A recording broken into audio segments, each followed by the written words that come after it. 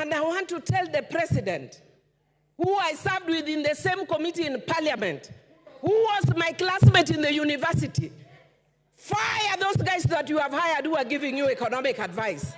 They are not helping you at all. How do you even imagine bringing something like taxing bread, even if it is as a joke? That is a joke carried too far. That is a joke carried too far. You can crack those jokes elsewhere. You can find a situation where the young people have banned the country based on your joke. Try those jokes. They are very intelligent members who have degrees here. But you are making people look here like vegetables. They cannot contribute in this house. What are we making this parliament? This parliament is becoming a joke of a house. That's why some of us hardly are in this house. Let this house be a house of debate and representation and oversight. So, you can't make members come here and you make us look like flower girls. We refuse to be flower girls. And we refuse to be intimidated. When I am here and I've come here to contribute, let me contribute when I've actually put my button to speak. I know. This is a joke. You are going Don't make this. Mr. Speaker, this is in response to what you are telling me earlier in the morning, when you are urging me to be a good example to the girls, the younger ones who are doing their first term. Mr. Speaker, if they are good girls, they'll never get corner office. Be as bad as Millie or Adhiambo, you will be the mother of this house. I am a bad girl, and as a bad girl, I'm here serving my 4th term. So do not be cheated like the African culture, where you are told have decorum, dress nicely, be kind, be nice. I'm telling you, you will go nowhere. Be a bad girl like me, and you'll get somewhere. Mr. Speaker, having said that, I wish to declare my interest under the standing orders number 90, which Wamuchomba stood on, because I don't want to be declared disorderly. And that is because when you have a pecuniary or personal interest, you declare. And Mr. Speaker, I want to declare my interest as a former user of sanitary towels, and as Dynasty as a former user of diapers, and as a future user of diapers. Because as a woman, once you get menopausal, you will have leaks and you will use diapers. And Mr. Speaker, I want to say, it's not all women, so Rosa should not be worried, but there are women who get leaks. And I want to say that there are people, because we don't want to have shame over menopausal issues, we don't want shame over period. And Mr. Speaker, I am saying this because I've been sitting here today listening patiently to the men talking about sanitary towels that is in the finance bill. And they are speaking with authority. If we wanted to save money, the way the finance committee has done, and want to tax anything else, go and tax men innerwears. Go and tax men innerwears. Don't speak on our issues as women. Let us be the one to speak about sanitary towels. We are the ones who know what works for us, and you are saying we want to encourage the local manufacturing. While you are waiting to enable our local manufacturing agencies to create those sanitary towels, will we tell our periods to stop? Our periods will not stop while you are manufacturing. Our girls will have their menses as usual, and the cost that they are used to will be higher because that will come through underground. What I am saying is, Mr. Speaker, I do not support the finance bill. And I'll give you the reasons why I don't support it. One, I don't support it because it's devoid of a strong policy underpinning. Number two, I don't support it because it's not premised on a better model, but on a beta model. The KK government told us that their things are premised on BETA, but increasingly we are seeing it premised on BITTER, beta model. That's why I'll not support it. And Mr. Speaker, the other reason I will not support it, it's because it encourages opulence. Look at how much money I have.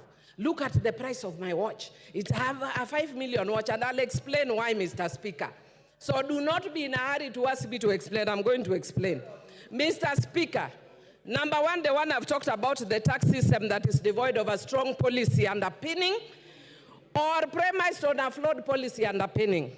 I will give you the example of the eco levy that seeks to strike a balance between the economy and ecology, but fails miserably to do that.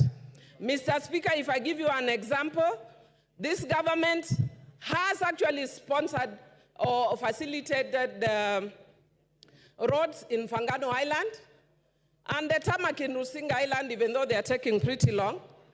And I want to tell you, Mr. Speaker, that if you are to use this model, the taxing model that they are saying, then it means that a contractor who is doing those roads and earning billions on those roads, Mr. Speaker, when they destroy the environment, the fishermen from Rembaringiti, Rusinga, Mfangano, and Sukuru Island, who will be making at most 1,000, will be asked to repair that person's damage through tax, forgetting the PPP principle. The person who destroys is the one who should pay that damage, not me. The fisherman of Omena making 1,000, you are expecting me to pay the tax of a person who is earning billions doing that road. I do not support this tax. Mr. Speaker, I can give you another example. Mr. Speaker, the second example I'm going to give is on the issue of the smartphones again. And I want to thank Honorable Rachel Nyamai, who actually said that one of the ladies that she's sponsoring her education, when she talked to her, the lady told her, I'm here doing TikTok. And we do not actually seem to understand how that relates to this tax. Now I'll tell how it relates to this tax.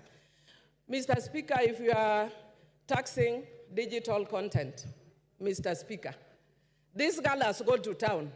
I can tell you after this, Rachel Nyamai, myself, and others will be on TikTok. The girls will be imitating us on TikTok. And they will be making money imitating us on TikTok. And then under this tax, you are telling them we are taxing you, TikTok. Why? They are doing that because there are no jobs. They have become innovative and look for their own jobs. And after they have got their own jobs, an industry that has not solidified, like teaching, like law, we want to kill that industry that is helping our young people. That is why the Gen Zs were on the streets. And Mr. Speaker, I'm so thrilled that I was shown a photo of a young girl who looks like me, and some people were saying, Millie, we can see you are here now, you can retire. And I wish she was in my constituency, I would have retired tomorrow. And Mr. Speaker, yesterday, my own niece, who I am the one who was raised since she was in primary school, she's lived in my house. I was with her. And I tried all the means to try and divert her attention from what was going. How she managed to sneak in, and this morning she's telling me, and Mr. Speaker, before I got to what she was telling me, I told her, can I give you a lift to town? She told me, no, Auntie, I cannot be associated with members of parliament. Your generation, you have messed this country. We have to fix it. Gen Z. If we do not take Tuesday, Super Tuesday, as a wake-up call as a country, I don't know what else will take up as a wake-up call as a country. And I want to tell the president, who I served with in the same committee in parliament, who was my classmate in the university, fire those guys that you have hired who are giving you economic advice. They are not helping you at all. How do you even imagine bringing something like taxing bread, even if it is as a joke? That is a joke carried too far. That is a joke carried too far. You can crack those jokes elsewhere. You can find a situation where the young people have banned the country based on your joke. Try those jokes elsewhere. Because Kenyans are suffering. Kenyans are tired of being taxed. And if we cannot listen to the Kenyans who are tired of being taxed, we have no business being in this house. We must listen to the Kenyans. And I want to say that you have done well in trying to deal with some of those issues.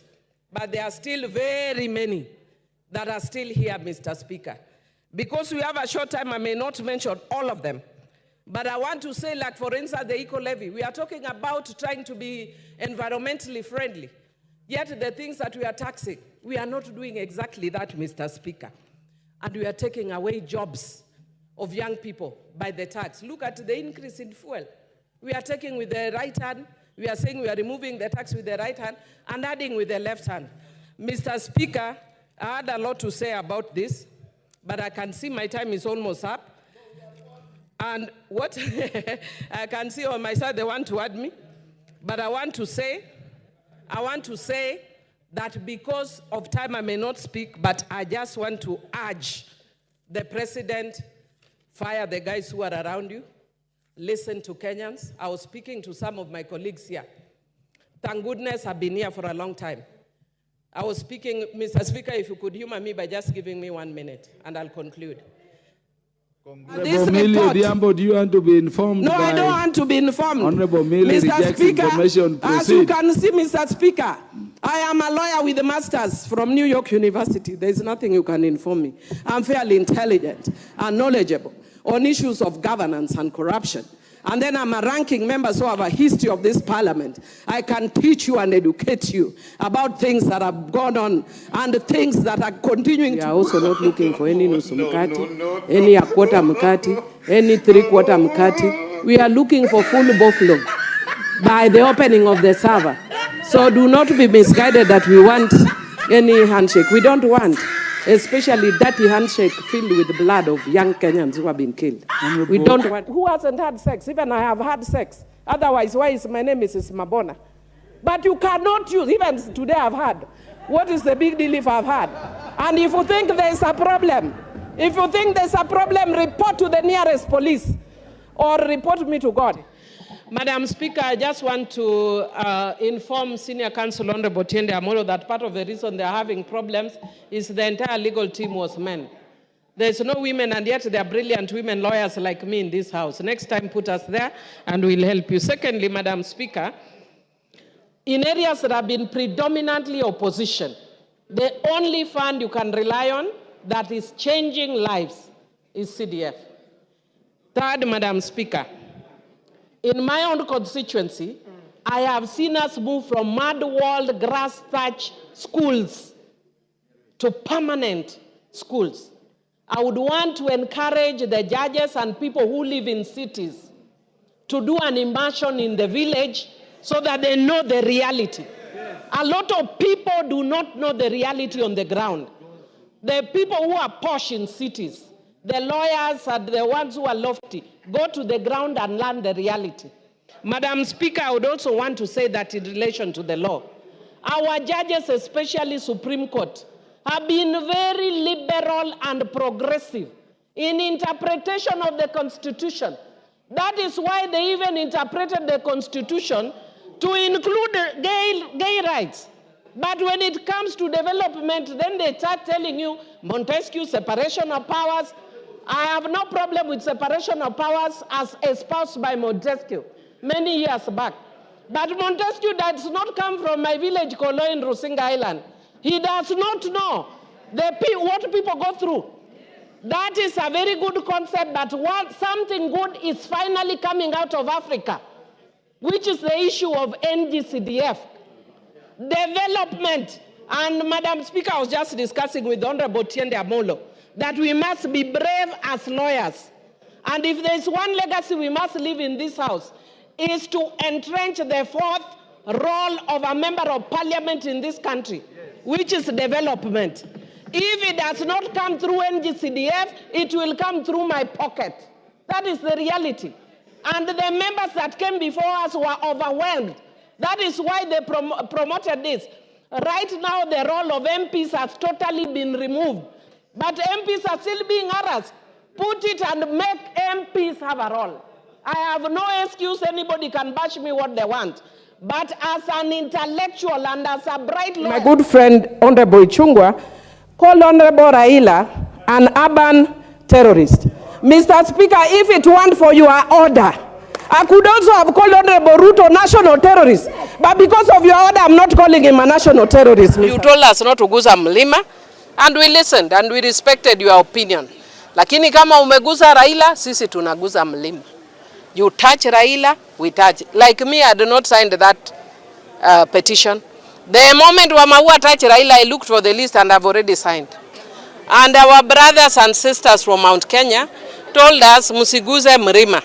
And we agreed we were not guzaring Mlima. But there is an unwritten rule that we don't guza it if you don't guza Raila Amolo Odinga. Yesterday, I had my dear friend, Honorable Wambua, attacking Honorable Raila Amolo Odinga over the ongoing war. How Raila comes in, we don't understand, because the only focus of Honorable Raila Amolo Odinga is to get AU chairmanship. Yes. Unless she can tell us she wanted that position, yes, or whether the deputy president wanted that position. And none of them have shown interest in that position. Yes. And I want to tell our leaders from Central Kenya that time is gone when you would con your own backyards using Raila Amolo Odinga as a scarecrow. That you say that if you do Raila this, Raila that, and you get elected. It is now time to deliver on your mandates for you to be elected. You can see right behind us here, we've done an amazing TTI. If super people were to elect me, they'll elect me on my work. Yeah. Not because I have attacked another leader. Yeah. So I want to tell you, focus on your mandate on serving other people. And the same way we told you, do not goose, you told us not to guza Mlima, and we listened and we respected your opinion. Lakini kama umeguza Raila, sisi tunaguza Mlima. You touch Raila, we touch. Like me, I did not sign that petition. The moment Wamaua touched Raila, I looked for the list and I've already signed. Because it's tit for tat is a fair game.